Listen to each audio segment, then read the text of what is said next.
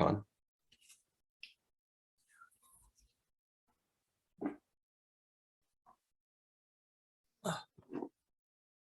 Hey, Matt, can you hear me? Yeah. All right, great. We're going to get started with questions right away. The first question will go to Frank Delapa from the Boston Globe. Frank, I am unmuting you now. Great. Hey, Matt, talk about, what was your take on this game, especially the first half where you guys had tons of possession, looked like you were in control, so what led to the breakdowns there? Yeah, I thought, the first, whatever it was, 20 minutes, we looked really good and controlled the game, 1-0 up or whatever it was. And once again, kind of individual mistakes. Even myself, I missed a pass in the middle of the field, and we don't get back quickly enough as a team, or we do, and we don't defend, the cross and whatnot. So I think it's just, again, individual mistakes and not being focused for a full 90 minutes, which is what we did against Charlotte, and we weren't able to do it tonight. Next question will go to Tom Quinlan from WPRO. Tom, I am unmuting you now. Hey, Matt, good to see you.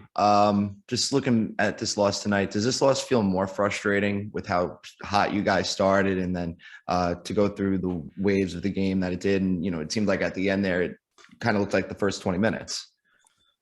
Yeah, I think, the whole season's kind of been frustrating. We've been giving up a lot of goals, and that's just, not us from last year, even though at times it was, we would win games 3-2, but for the most part, we were pretty good defensively. And, even when guys made mistakes, other guys would step up and make up for that. So I think this year we're lacking a little bit in those areas. And it is a bit frustrating because I think we've played a pretty good game. And obviously, I think the last 15 minutes, they're just trying to keep the lead and whatnot. So that's a little bit tilted. But for the most part, I thought we were better than them. But at the end of the day, they have 3 points and we don't.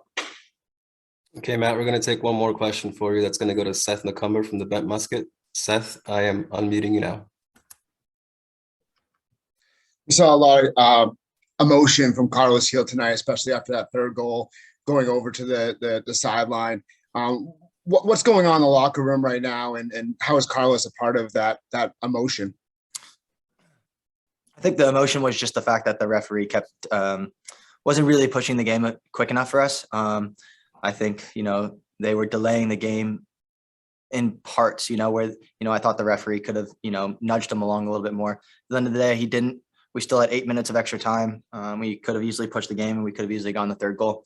I think the frustration is just building from, not consistently playing well week in, week out. I think we're playing a really good game, and then we're not playing such a good game, and we're playing a good game and not such a good game. So we need to get back to what we were doing last year, where, our not so good game was at least getting us a point, and this year it seems to be the opposite, where we're dropping points consistently, and that's not good enough because I know what this group is capable of. We have way too much talent in that locker room.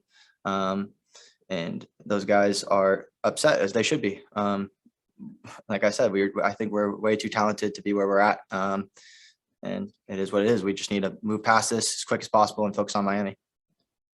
All right, Matt, that's all we have for you tonight. Thanks for joining us. Thank you. Thanks.